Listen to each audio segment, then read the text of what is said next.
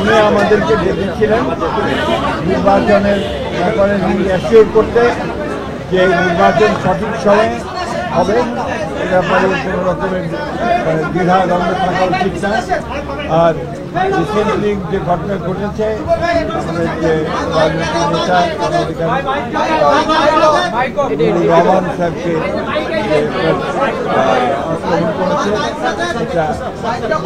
আক্রমণ করেছে, আমাদের মতামত আমরা খুব পরিষ্কার করেছি এবং এটা আমরা বলেছি যে এটা অত্যন্ত গভীর কাজ হয়েছে এবং এটা উদ্বেগজনক।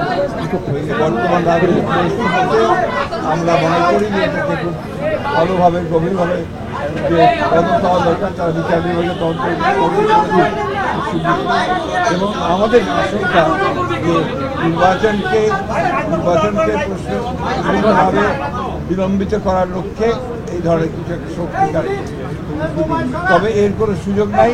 নির্বাচন একই সময়ে আমরা যেটা শিডিউল ঘোষণা করা হয়েছে সেই শিডিউলেই নির্বাচন ঘোষণা করেছে এবং সেটা আমাদের যে প্রধান উপদেষ্টা তিনি সেটাই একই কথা বলেছেন, তিনি আমাদের সঙ্গে একমত।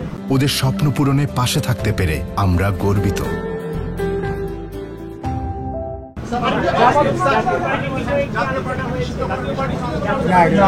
কোনো আলোচনা জামাত ইসলাম বলেছেন যে নির্বাচনের একটি নীলনকশা হচ্ছে এবং তারা স্পষ্ট অভিযোগ করেছেন যে লন্ডনে একটি দলের নেতার সাথে যখন প্রধান উপদেষ্টা বসে নির্বাচনের দিনক্ষণ চূড়ান্ত করেন তখন বোঝা যায় প্রধান উপদেষ্টা একটি রাজনৈতিক দলের প্রতি দুর্বল। এই অবস্থায় সুষ্ঠু নির্বাচন হওয়ার তারা শঙ্কা প্রকাশ করেছেন, আপনারা কি বলবেন স্যার? এটা একেবারেই অমূলক। এই জন্যে যে একটা আপনার যিনি প্রধান উপদেষ্টা তার সম্পূর্ণ অধিকার রয়েছে দলের দেশের সবচেয়ে বড় রাজনৈতিক দলের সঙ্গে তিনি কথা বলবেন, এটা হচ্ছে তার এখতিয়ার, তার নিজস্ব এখতিয়ার এবং সেটা তিনি বলেছেন এবং আলোচনা ফলপ্রসূ হয়েছে। সেটা গোটা দেশবাসী অত্যন্ত আশ্বস্ত হয়েছে এবং নির্বাচন যে ফেব্রুয়ারিতে হবে এ ব্যাপারেও গোটা দেশবাসী অত্যন্ত আশ্বস্ত।